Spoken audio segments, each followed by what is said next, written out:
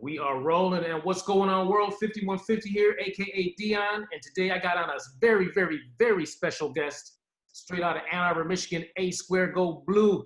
I got my man Jeremy King of the King family, also of Sean King. Got a lot of family, I guess, around there and spread out now. But this is my man Jeremy. Jeremy, say what up to the world. Hey, what's up, everybody? How you doing? Blessings.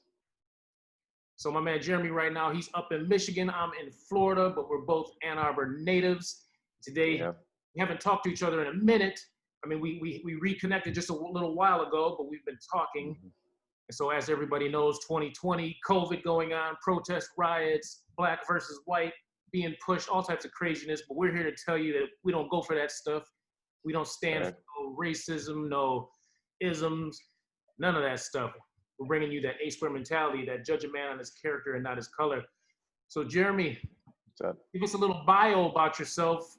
I guess you can start wherever you want. But if you want to start elementary, junior high, and what have you been doing the beginning of Ann Arbor? And because I know you left, obviously, just give us a little play-by-play where you started out in Ann Arbor.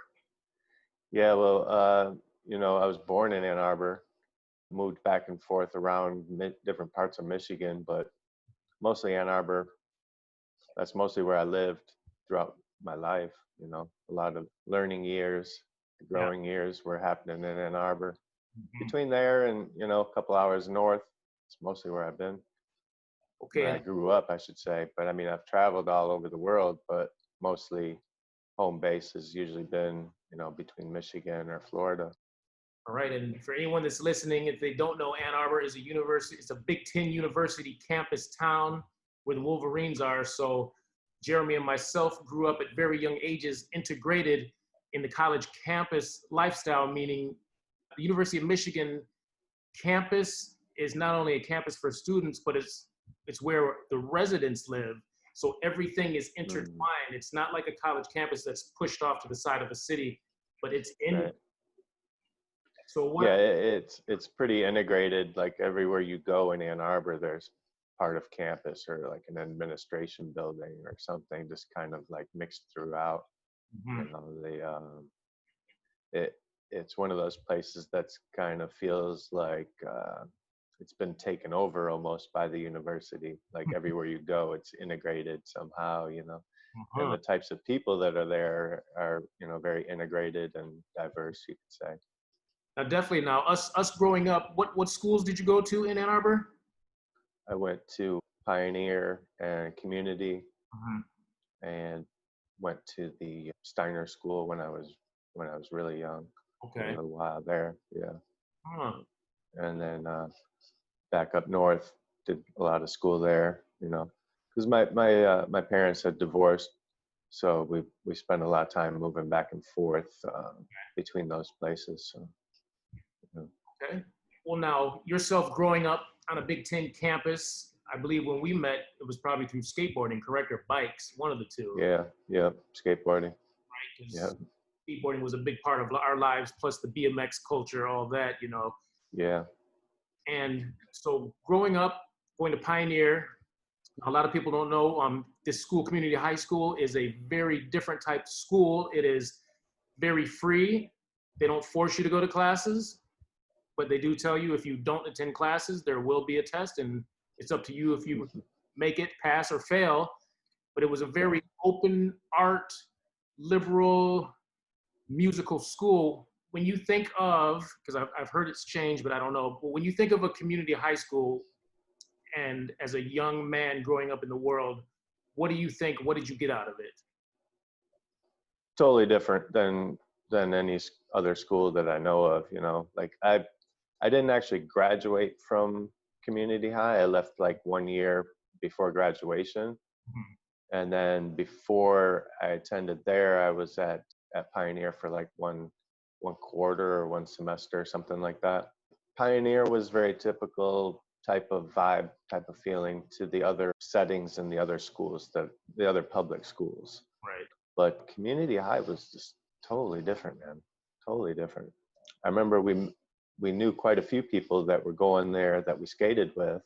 Yes. And I was at Pioneer at the time, and everybody started like, hey, yeah, we're at community now. We just got in there, this and that. And I'm just like, oh, I want to get in there. Right. And like I was telling you the other day, I think you were one of the people that, like, because you had to have your peers vouch for you, kind of thing.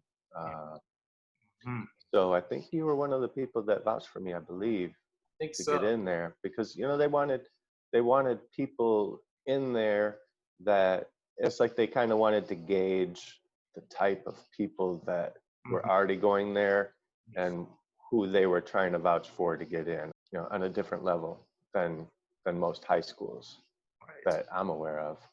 Definitely a different type of experience. Like you said, it wasn't necessarily you're tardy 3 times and you're out of the class, or you go down to the principal's office or something like that. Or if you weren't there, but you were learning the material and participating on a overall level, you were still part of it. Kind of like an open learning environment. You knew what the material was, you knew what was going to be discussed, and you were encouraged to really partake in it. So it wasn't necessarily like some of the other schools where you were having somebody just stand there and read out of the book. Right. Like, for me, that's how a lot of classes were. And it was like before community. And it was just like, well, why don't just have us get the book and go study on our own? What's the need to be in here if we just got somebody standing up there reading out the book? Yeah, it opens up for questions a little bit here and there, but I think that type of environment just doesn't fit everybody. And if it doesn't fit you, then you're probably somebody that didn't get good grades or got expelled or Right. just said, you know what, school is not for me. And there's a lot of people that are like that. Yes. You look at different towns, different cities, different states, different countries, people are, not everybody fits in like that. And the school system, was built for a particular reason, give everyone this basic information, and you retain it, and if you don't, then you fail. you Hmm. know and community was more open to exploring the topics. Like you really could get into it. You had a voice in the class as far as what was going on. It Right. was a lot more interactive. And I think you said before, it's like we talked to the teachers or the instructors, kind of like on a first name basis. It was real connection with the person that you're learning from. Mhm. Yeah, there was a hierarchy structure, if you will, which is obviously necessary in an institution like that. You got as much as respect as you gave. If you weren't showing respect and just saying, whatever, yeah, well, whatever you get out. You know, there wasn't time for that. There's people that wanted to learn and explore different types of education. It Yes. wasn't like the basic, kind of like a college course, almost, where it wasn't just general English and that's it. Hmm. It was specialized, and you could feel from the teachers, the instructors, you could feel that connection with not only the people in the class, but with the material that they were talking about. It wasn't reading out the book and with their head down the whole time. There's that interaction that was happening, which made it really, really good. Right. For me, I felt, it was like you could really explore, and you could meet a lot of people that were just into their thing, like music and dance, like you said, art, literature, mathematics, sciences, people that were really into it. Just wasn't the same vibe happening there that you see in regular public schools. It's Definitely. definitely a big part of experiencing, like you said, that Ann Arbor mentality on a different level. You Hmm. know, somebody that went to community and somebody that went to Pioneer or another high school in the area. Huron. You're in high school. Huron. That's I was trying to think like Yeah. Huron. Yeah, it's a different. I don't want to say a different, like we were better or anything like that. Definitely not. We had that More freedom. a little bit more of an open type of community where I don't even remember if there was bells that rang. Was there bells that rang? You know what? I can't remember if there were. That's a good question. I don't think so, because I know a majority of the I think there morning, might have been like a ding or something like that. maybe. But a lot of times, like in between classes, we were out in front skateboarding on the front, So I don't know if there was a bell or just people were like, it's time to go back in, but we would be Yeah, skating you kind of knew. front. Yeah, it's like, I guess people would start to go inside. Yeah, you kind of knew when you had to be there, and it's up to you. You had a little bit more responsibility, and you were given that leeway to be responsible. All right, you're late. Why are you late? Were you Right. messing around? Were you really doing something? I don't want to say that they encouraged being late or tardy or whatever you want to call it, or skipping, but if you're really doing stuff when you're in class and you're participating, and they're not going to bust your knuckles for being 5 minutes late or missing the day because maybe you were with a group of people and you were doing some independent study. Right. Okay, cool. What do you got to share with us about that in the class? It really encouraged individual discovery. Definitely. I mean, it's such a unique school. It's such a unique town. With Yeah. all the stuff going on, there's these race issues that are popping back up and this and that. One thing we talk about is like how our whole crew was a network that expanded into different networks, but Mm. so diverse, was so multicultural. I mean, I can think all the way back to elementary school. Even before that, it was always a diverse city. When you think of like community high, when you think of Ann Arbor, Michigan, what do you think it did for you in your mind state as far as races, ethnicities, religions, compared to like if you grew up in like an all white town or an all black town? Like what do you think that city, what do you think Ann Arbor did for you mentally growing up there, being intertwined with students, with professors, with street people, with bums, with all different cultures? I mean, what do you think it did for you mentally growing up there? I think that it's one of those things that like lets you know there's more out there. There's more out there than just your town, just your city, just your state, just your country.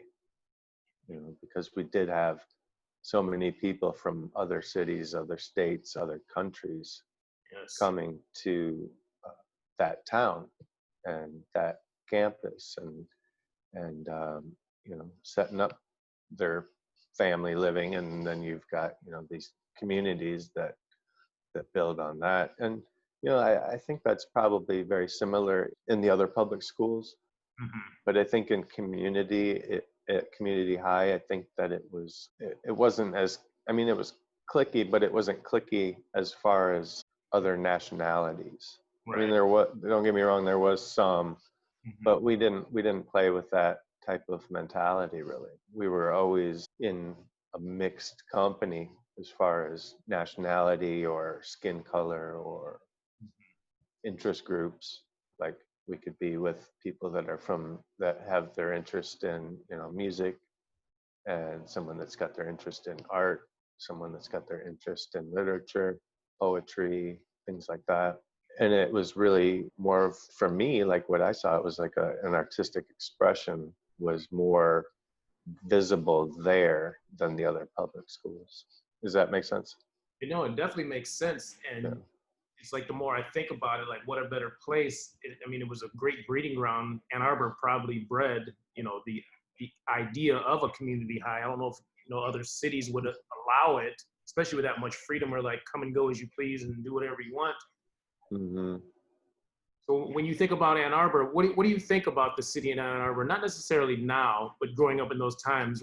I mean, what do you think about the vibe, energy, the interactions? What did you think about just that whole energy that we were playing around with in the 90s and all that?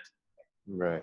Yeah, it was just well, I mean, a lot of things were different then too, because we didn't have cell phones and laptops and watches that we could talk to Mm-hmm. at that time. It was like, Bieber. yeah, we started getting beepers and stuff like that, like, hey, and Beepers. we had pay phones, like, if we're out in one area of town, you could get a page and I got. on a pay phone and be like, yeah, we're over here on this corner, So what was or we're going to this party, or so what was the best looking beeper you ever had? I know I had a clear one. That was when I was like balling. What was the coolest beeper you ever had?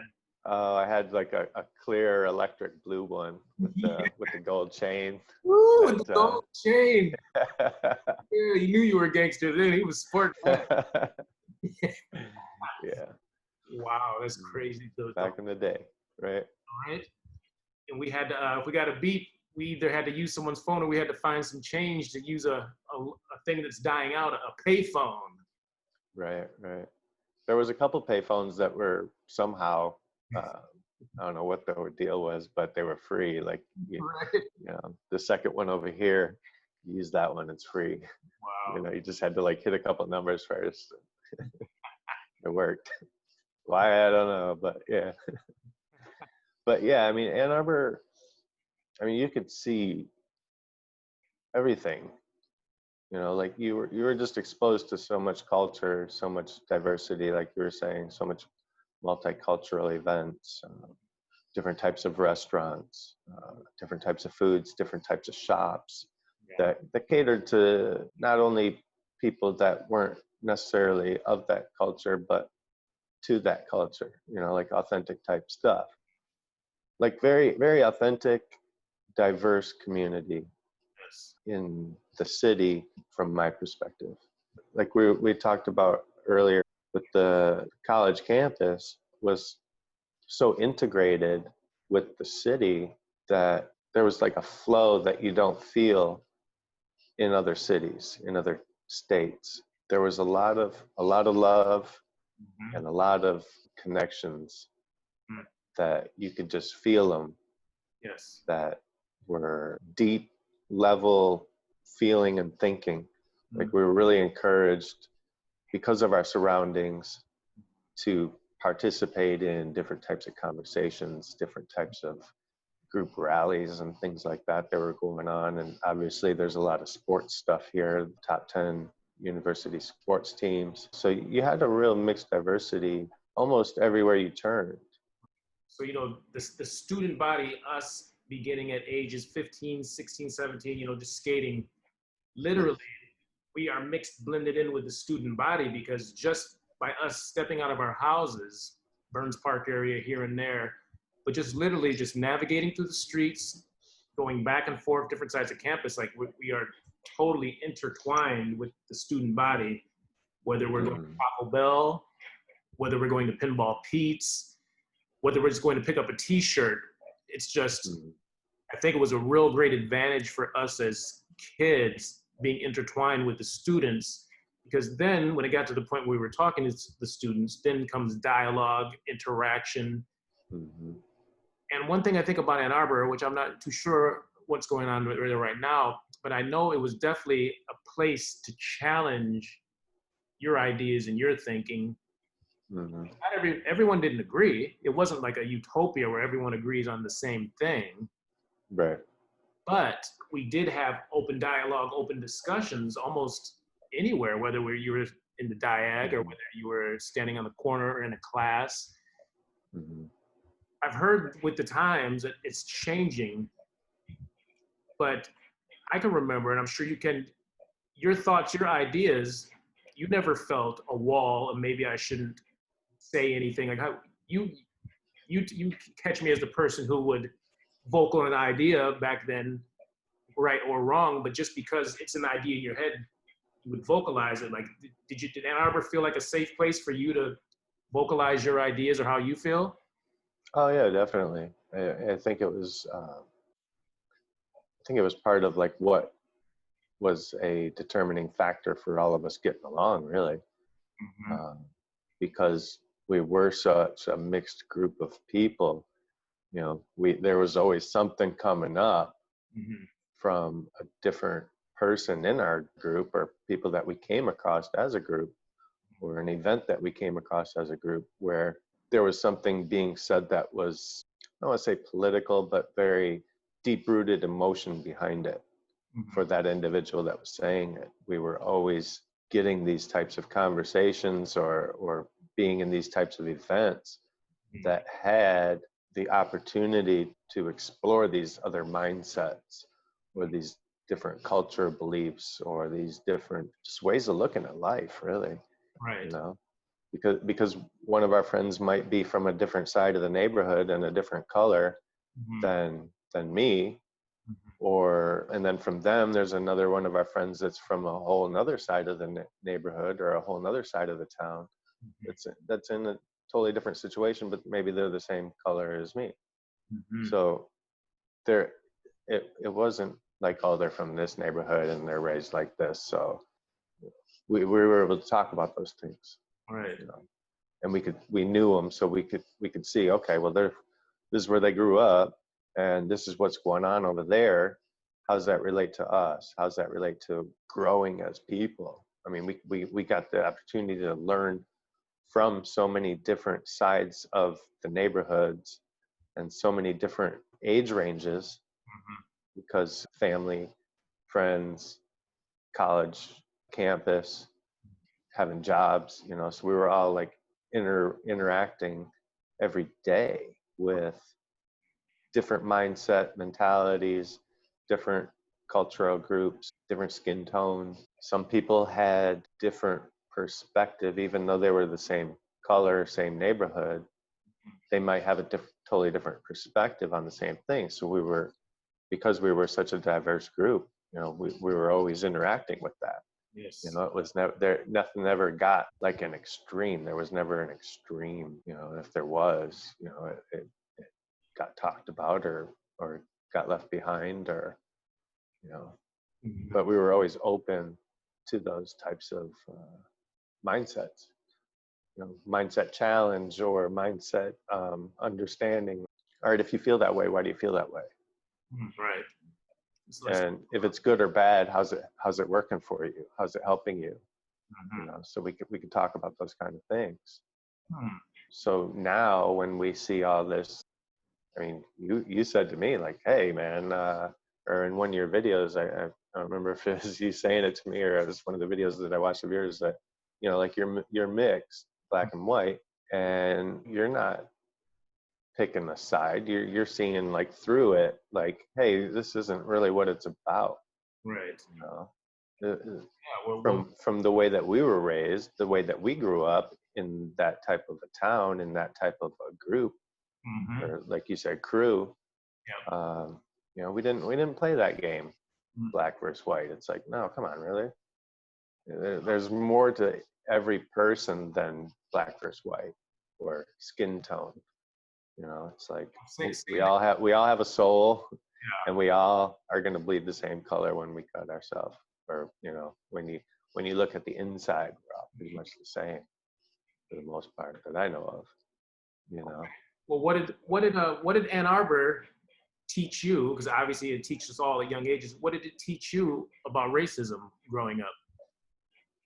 Because some places it's accepted, but Ann Arbor had a different thing going on there. What did you learn growing up as a child about racism and how we're going to operate as individuals in Ann Arbor as a society? I think that it taught me that it exists, Mm-hmm. and majority of the time it's like an upbringing type of thing. But I think it's also something that is learned in schools. You know, not necessarily from the school, but from the groups of people that attend that maybe are from a smaller type of neighborhood or a smaller type of mindset thinking, you know, where their mindset's never really been challenged.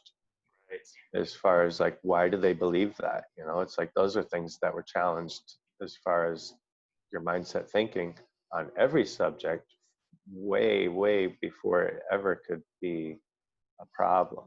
Okay, they're white, they're not white.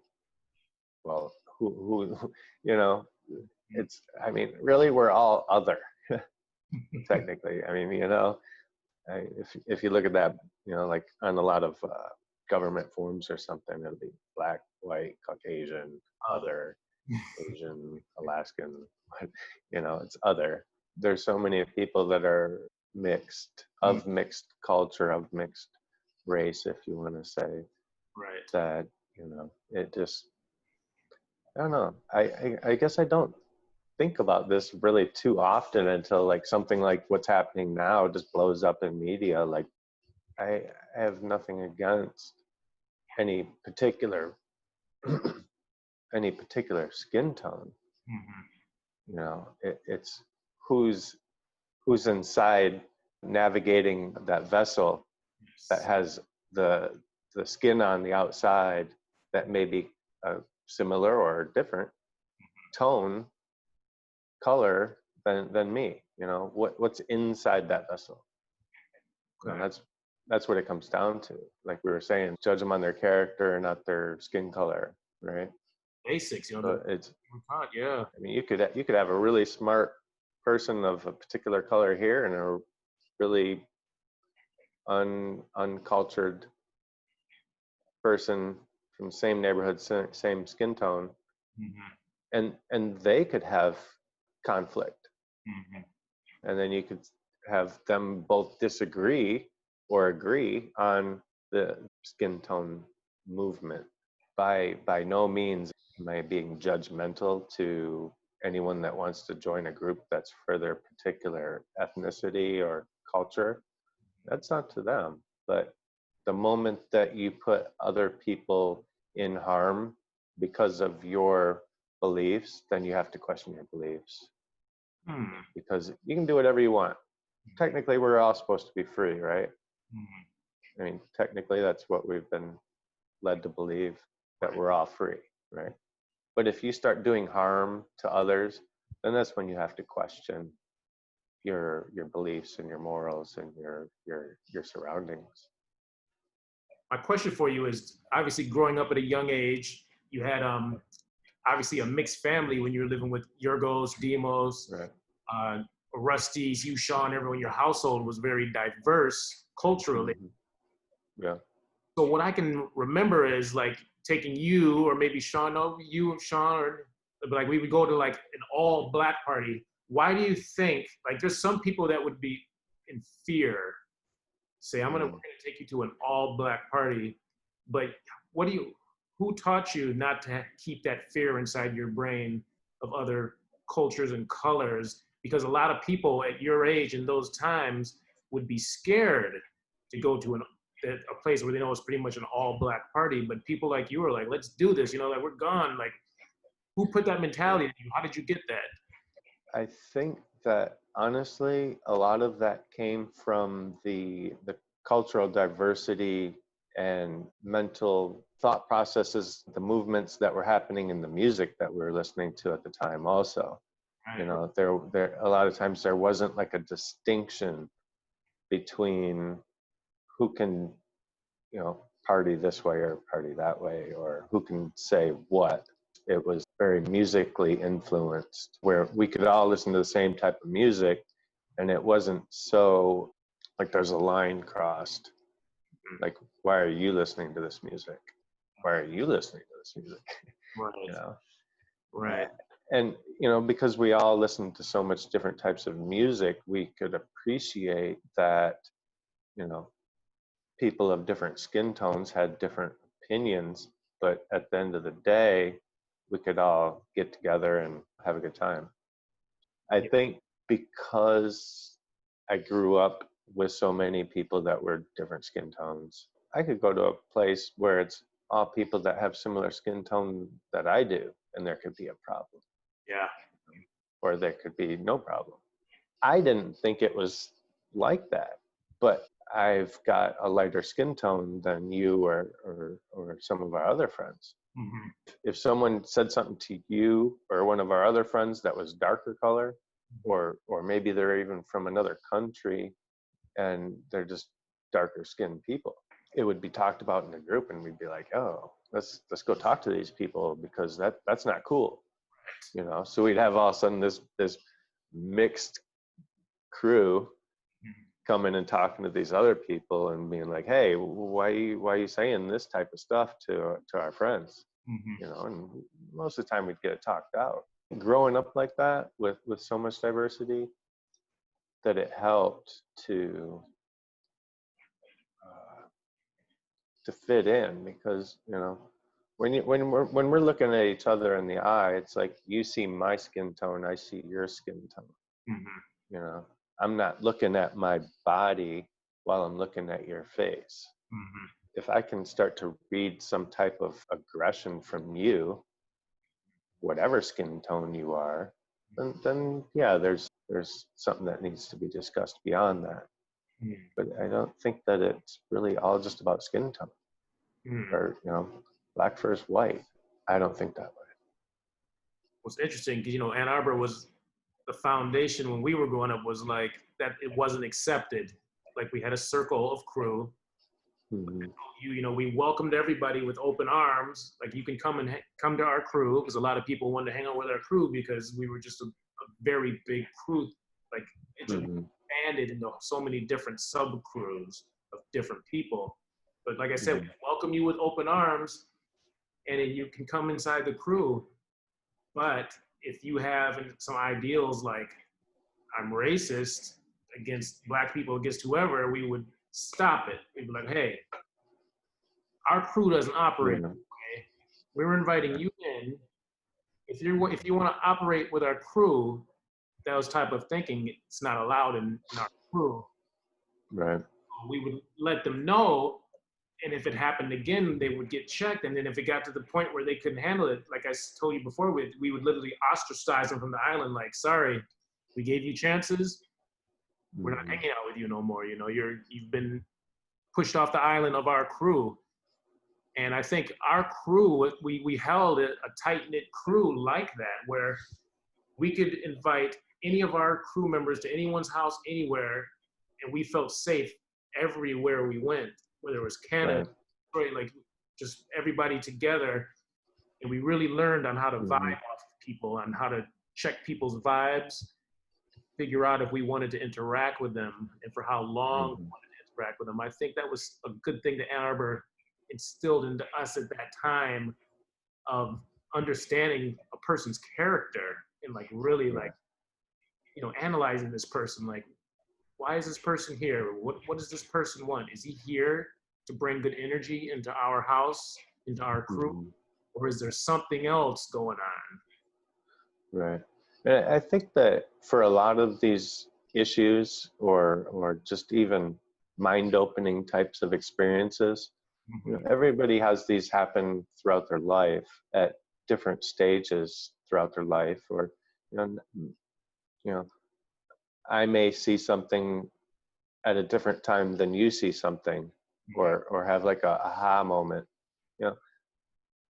but I think like what you're getting at was like the way that we operated as a very diverse group was that, okay, they don't maybe see this yet, but they're open to the possibility of something beyond themselves or Right. beyond their current belief.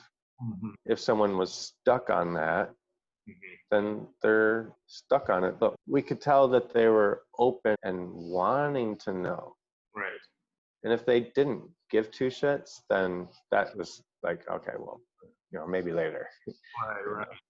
I'm always learning new things about different ways to look at the world. And I think that's what it really comes down to for a lot of things. You could make it about whatever you want.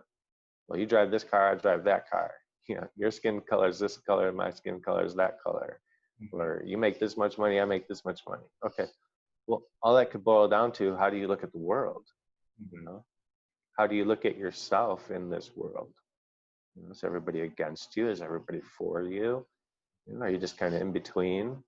I think there's bigger issues to look at than just skin tone, because when we get hung up on skin tone, then we could look around and freak out all the time. Being in such a diverse group, we learned about different ways that people communicate. The type of school that we went to, communication. There's so many different levels of communication. We could communicate with different types of groups even when we were by ourselves. And community high really, I think, helped with that. We had different types of cultural backgrounds in the instructors, the staff, and all around the school where we went, there was different types of cultural businesses. We could communicate beyond just what was ourself, and we could be open. We're better interpreters, it felt like, of the whole concept of life and a man or woman. There was more beyond the facade of.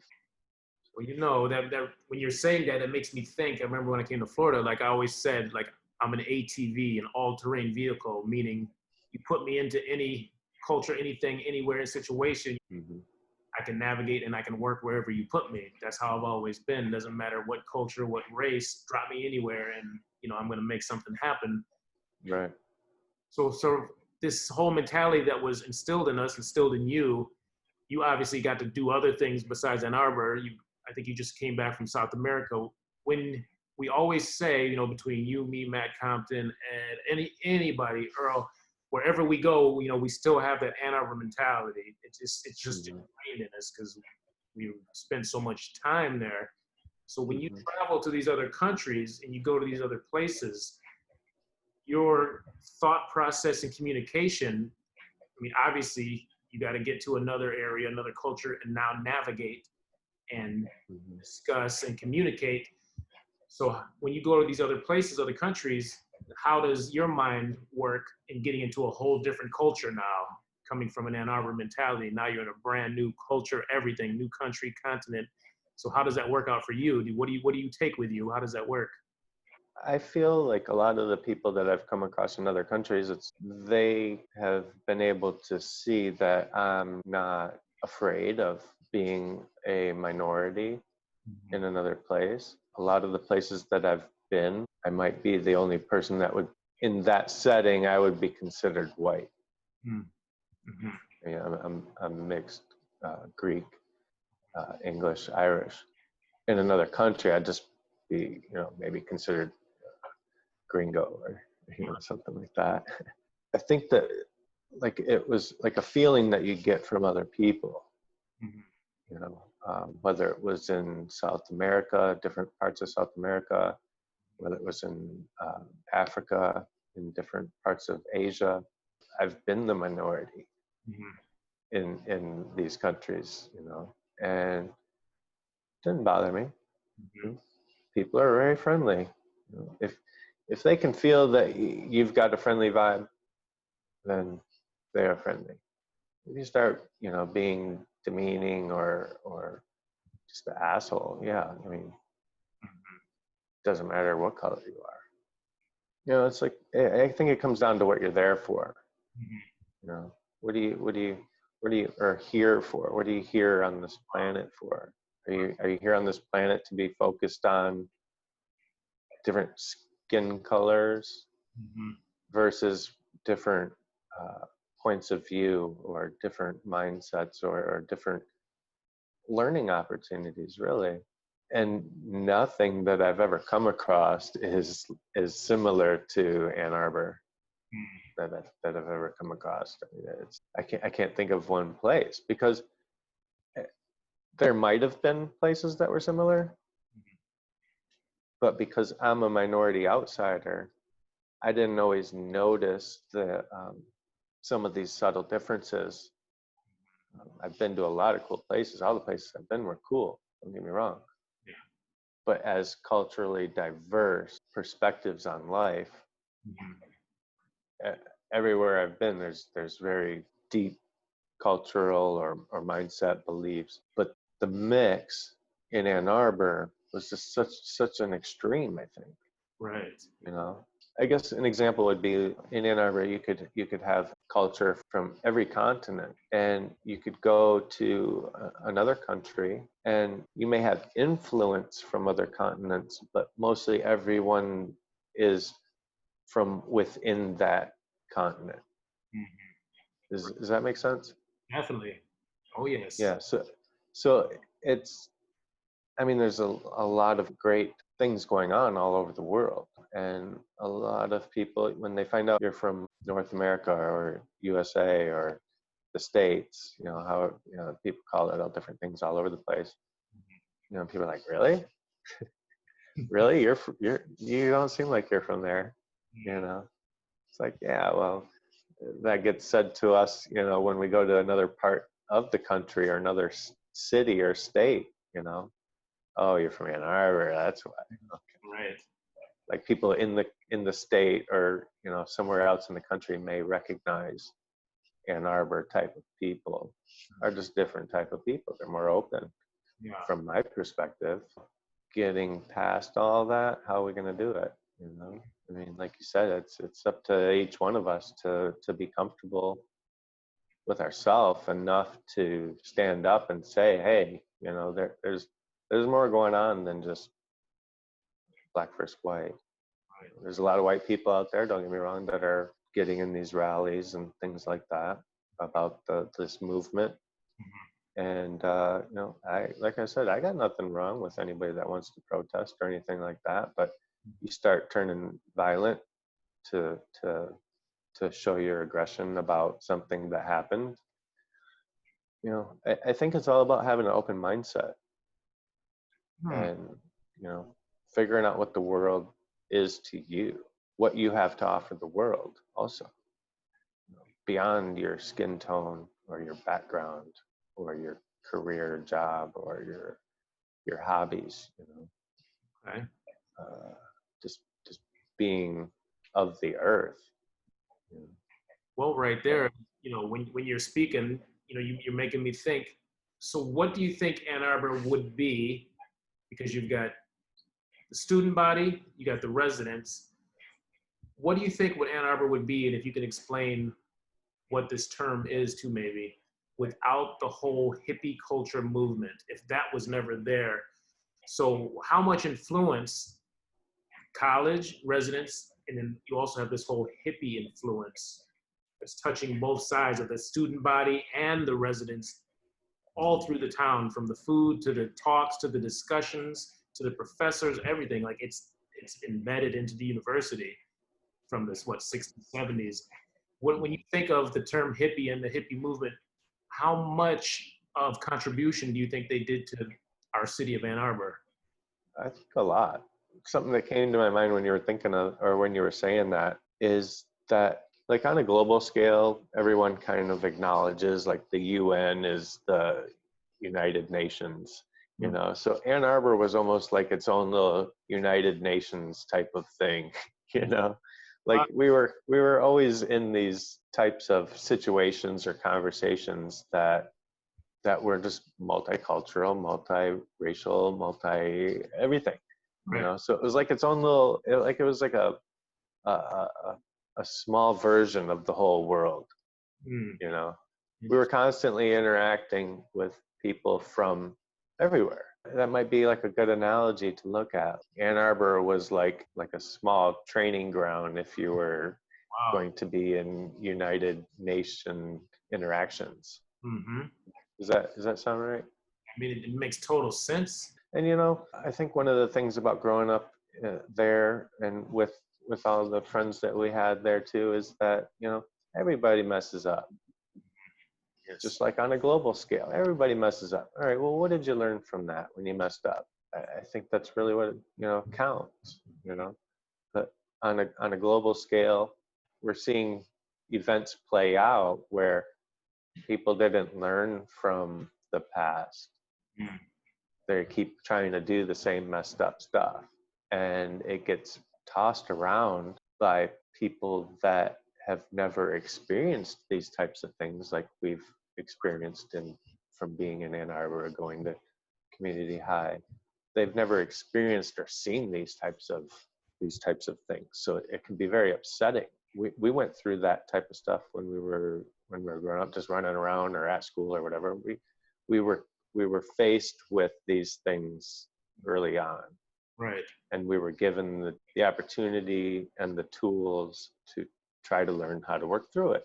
And some of the people that are running different types of offices, have they ever been in these types of situations? They might have read about it or studied it or wrote a thesis on it. Right. But how often were they ever daily in that? Mm-hmm. And even to this day, I'm learning more and more about different cultures, different nationalities, different ways of looking at life. And hey, I've messed up. I've said shit that I probably should not have said. Mm-hmm. But I remember it, and if I ever saw that person again, I'd be like, hey, that was pretty fucked up that I said. Right. But I learned from it, and I'm open. I'm willing to be open. I'm willing to have that conversation if it came up, because I want to be a approachable and not do harm. I don't want to do harm. I've done harm. It Wow. doesn't feel good.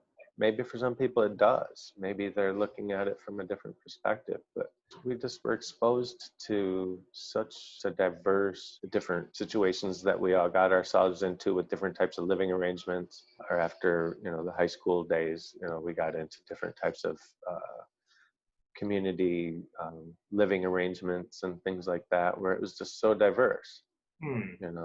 Where we were, like you said earlier, I think we were just discussing things and having conversations that you can't have those kind of conversations when you're only surrounded with people that are from the same place Right. with the same mindset. It's like you really, there's just so much out there in the world and beyond, Hmm. that to get tied up on such a narrow perspective is just, Yes. I see how it happens, but there's just so much more. We gotta remember that there's just so much more. Okay. Well, I mean, when you're talking, you're definitely making me think, because the college campus from the 90s when I was there to 95, 96, it was like, even in the households we lived in, from the co-ops to Granger House to different apartments, but even in the college campus, the foundation was, it's a safe place to speak. But Right. now, from what I'm understanding, I'm seeing a lot of bullying going on where, Jeremy, you want to tell me a view.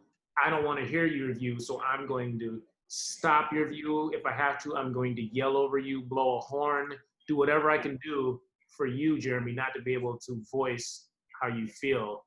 And I don't Right. remember any of this stuff going on back then, because if you were a bully and you did that, people would stand up and say, no, this student, this Hmm. person, Jeremy or whoever, is going to speak their opinion. You might not like it, but I don't remember stuff getting like it is now, to where you can't speak your view.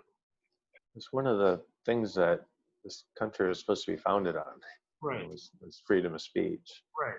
Like a debate, for example. Like on a debate, okay, they're both on, whoever's debating is typically on the same level, as far as right now we could be considered on the same level because we're both on this Zoom screen, right? So you're not above me, I'm not below you.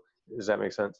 Oh yes. When you have a politician, they're on a raised elevation, Mhm. and they're talking down to everyone, or however the acoustical preference is. They're on a different platform. So that's, there's different things that happen when you change the level of where someone physically is. And to be face to face, Mhm. having a debate, not many people are versed in that. Not many people have had that type of experience where they're face to face Right. having a debate. Mhm. It usually turns into an argument and a fight, Right. whether it's a physical fight or a word fight, or someone says fuck you and they leave, Right. or or they try and uh, hit you with some dirt or hit you with some law. What we're seeing in the media, I guess, would be the best way to reference this. Mhm. They're not getting that feedback from a diverse crowd on the same playing field. It'd be like trying to play a game of football, and the the field is like this, you know, and one team's always up here and one team's always down here. Well, that's not a fair level playing field, Right. right?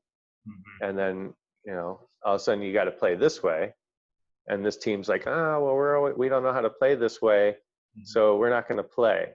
Right. We're going to say we don't want to do it, or so it's like, well, you play on a flat level, you know and that's how the game is played.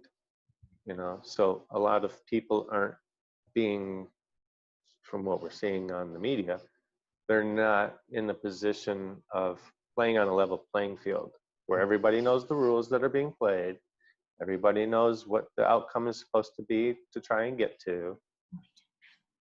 It's skewed. It's and people aren't people aren't familiar with how to go about that. So we're seeing rioting, we're seeing confrontation, we're seeing people's skin tone be brought into the mix. We really have to look at what do we know about the real facts, about the history of the the things that are happening on media, Right. on mainstream media. Right. You know? So if you're only believing things that are in mainstream media, then hey, you got to wake up, man, because there's a lot of shit going on that you will never see or hear about on mainstream media. It just doesn't happen. Not right now, at least. Not from what anything I've seen. I mean, yeah, there's a lot of things to learn about or to read in the newspapers or the different like big corporation papers or blogs, articles, stuff like that. But most of this stuff, it's we're being divided by information and ease of information, Mm-hmm. ease of access to information. Most everybody wants everything now, and the things that are now, right there in your face, that little sound bites, little memes. Right. Now it's easy, and it's move on to the next thing. That instant gratification stuff, and if you got to do something beyond that, it's just like, oh, it's so difficult, and I don't want to do it, and Mm. so I think we're dealing with a problem that goes way beyond skin color.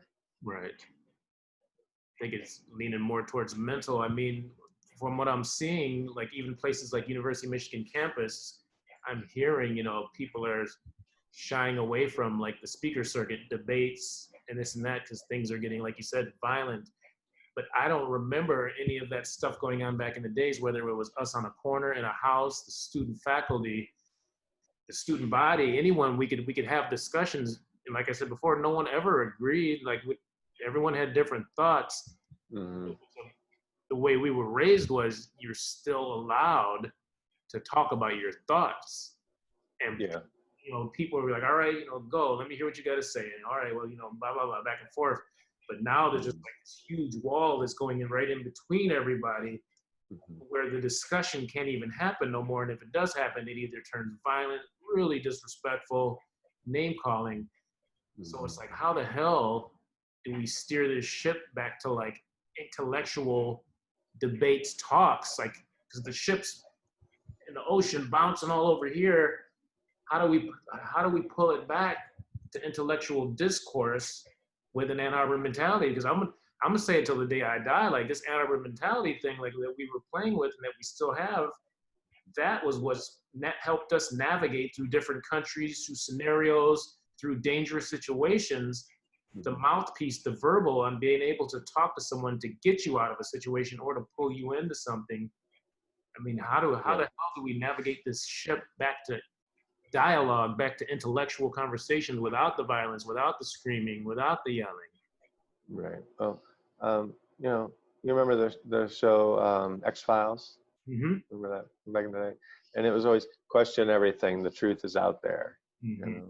The way this country's government was set up was that the government, the people that are in these positions are there to serve the people and make things happen that are harmonious for the country as a whole, and that people are okay.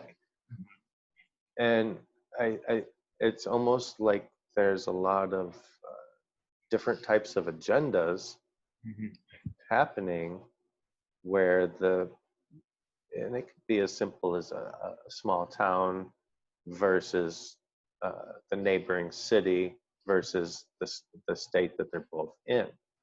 There could be multiple views on how things should be done. So it really comes down to, in my opinion, is questioning who we're letting into these offices that are making these decisions based on a very narrow view of the world, on a very narrow view of life.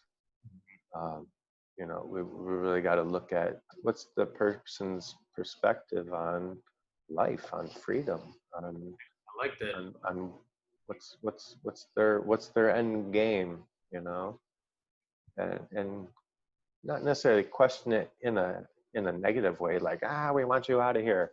But if they keep doing things that put that allow positions to be racially charged or politically charged, Mhm. I just see it making a mess of things. Okay, well, here's a question for you can tell any viewers, and your advice, not on such a high level, but on a lower level, on dealing with your community, your neighbors, or your interactions with people.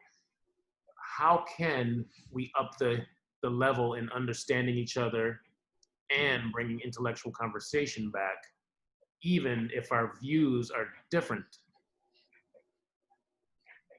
What I would you? think a lot of that comes to figuring out who you are. I like that. Who are you as a person? Who are you as an individual? Who are you as a living man or woman on this earth? Mm-hmm. Who are you? What do you stand for? What do you represent? Mm. Are you afraid of those things? Do you feel okay discussing this with your family or your friends or your neighbors or the person that you run into at the grocery store? Are you comfortable with yourself? Mm-hmm. So if you're not comfortable with yourself, then you need to figure out why. Mm. Why can you look yourself in the mirror and smile and feel comfortable? A lot of people can't. We're seeing that play out with this global pandemic lockdown. I'm with. People aren't comfortable with the people they've been living with because they haven't had to be there to be comfortable and express their feelings and thoughts and have interaction, conversation. Mm. I mean, don't, not as a blanket statement, but that's what the news is telling us. That's what the reporters are saying. Mm-hmm. Domestic violence, Mm-hmm. for example, going up. People freaking out. Those types of things because they're not comfortable with themselves. They're not comfortable with the people that they were once comfortable with. They've everything's. I mean, from any way you want to look at it, everything's come to a stop,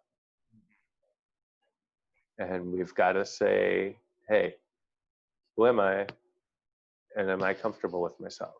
Yes. You know? And I think that's where it's got to start. Because you can't go out and and march and riot with a bunch of people if you don't really know who you are, Mm. because otherwise it goes sideways. You got violence, that could be your neighbor's store. Mm-hmm. That could be their livelihood. You just trashed your neighborhood. So obviously you're not comfortable with yourself if you're going to go and destroy your neighbor's family. Mm. Go across go across the town and destroy their place, and then come home and listen to what the people on the news are telling you. Mm. Like, you can't be comfortable in your own skin if you're doing that, Mm. in my opinion. Bottom line, we're all Americans if we're on this country, right? That's one of the things that, traveling to these other countries, all those people that's their nationality. They're there, okay? Yeah, there's going to be some scuffle between different neighborhoods and things like that, but there isn't I mean, some countries there are, don't get me wrong, but some of the ones that I've been to, the areas I've been to, there is no, at least that was visible to me. Like, let's use Africa as an example. I'm in the middle of the country. Everybody around me is black. Mm-hmm. There is no, question Yes. about, black versus black. Yes, it happens. But it's not like what people are playing now. I mean, it's more of like this tribe and this tribe may not get along for spiritual reasons, Mm. or some type of other reason. Okay, so that I think is playing out, and we've got people that have to now decide not only what political side am I on, but what skin tone group am I going to fight with? Right. Which just throws a whole big mental wrench in the circuitry. You know, I think it's confusing a lot of people. And if you're in a neighborhood or a city or a school that you've got only a couple of different skin tone type of groups, so now you've got these people that have to make a decision based on their skin color, and nothing else matters. Right. You're either, if you're black, then you better be with us. Doesn't matter what else you think. Right. And that type of a mob mentality, it was obvious when I watched that other video that I shared with you that the people that were in charge of this place, they didn't know how to handle that type of diversity. And it's like, not too many people do. It's a very sensitive subject. So to have racially charged situation and the person that's supposed to be leading is of the opposite of the group, and he's not well versed in this type of charge that's happening between the people, he's going to get run over. I mean, it looked like he got ran over, you know, mentally, physically, emotionally, everything. Just run over, steamrolled, you know. And like you said, when we were growing up, it's like we saw those types of things start to form, but they never came to a point of that mentality rules. You know, the one-sided narrow vision rules. No, it doesn't. Right. You know, not in our perspectives, not in our neighborhoods, not in our school. Exactly. You know, and that's one thing that, you know, I always talk about. You know, I believe us people, especially that grew up in those type of environments, like it's almost like we have to become the leaders and get out there, get the discussions going, get the talks going, just to mediate some of the madness. And I don't know if it's just like friends, family, going out a little further through the internet like we are now. But nothing's going to be solved with chaos and destruction. It's going to take a full intellectual, spiritual, like awakening where people, like you said, people, instead of looking at everyone else, you're going to have to start looking at yourself. If Jeremy says something and I'm angry, is it Jeremy's fault that I'm angry? Or is it my fault that I'm angry? You know, that's what I started looking at. Anger, fear, depression. If someone says something to you and all of a sudden you're sad, is it their fault that you're sad? Or is it your fault that you're sad? The easy thing to do is to point the finger and be like, it's this person's reason. That's why I'm mad, because Jeremy said something to me. Right. It's too much power for me to give Jeremy. A couple of things that I touched on when we first started was that we didn't have the social media, the instant communications, those types of things when we were going through this. You know, so I think that puts a whole different perspective on a lot of things that are happening now. I think so. Because there's been a lot of people that have said, hey, this type of stuff was going on. Everybody just couldn't see it as it was going on before, because we didn't have live feed broadcasting in your pocket back then, you know. But things that were racially charged were going on. We just don't see it like we see it now. It's conversations we need to have, you know, with people that we grew up with, like we're doing now, you know, with people that are in our families.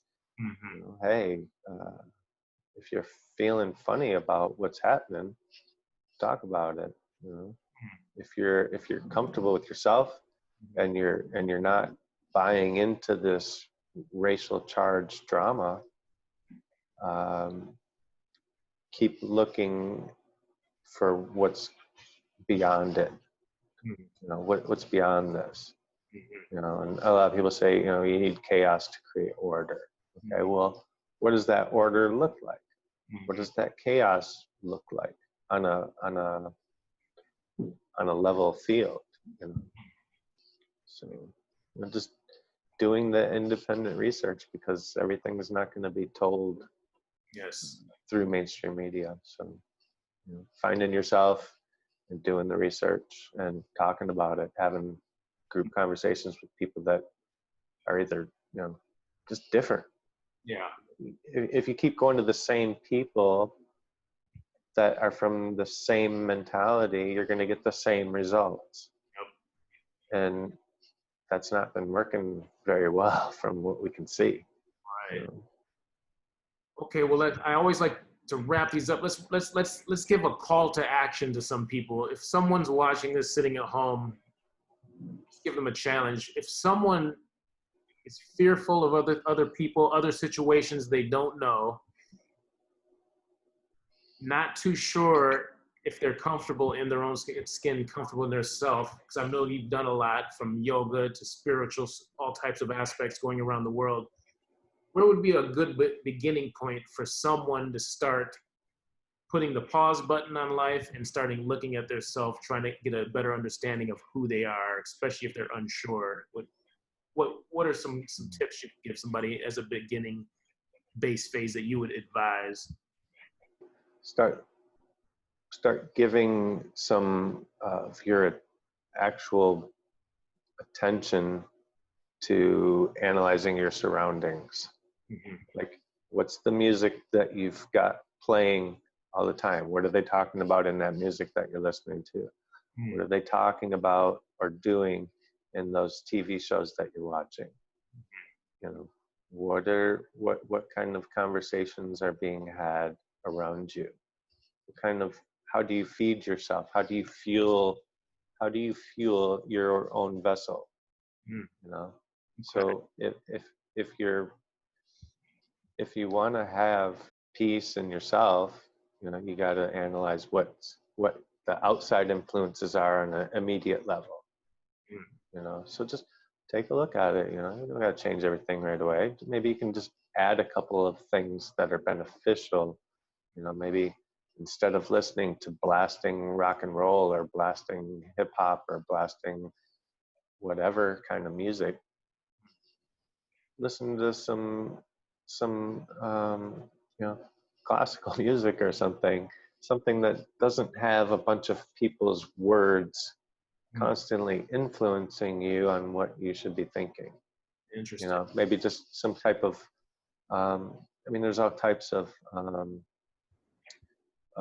instrumental type of music that could be listened to, that just to maybe calm yourself down and just for maybe 5-10 minutes, stop the outside influence of other people's voices and influence, whether it's pre-programmed or live, it doesn't matter.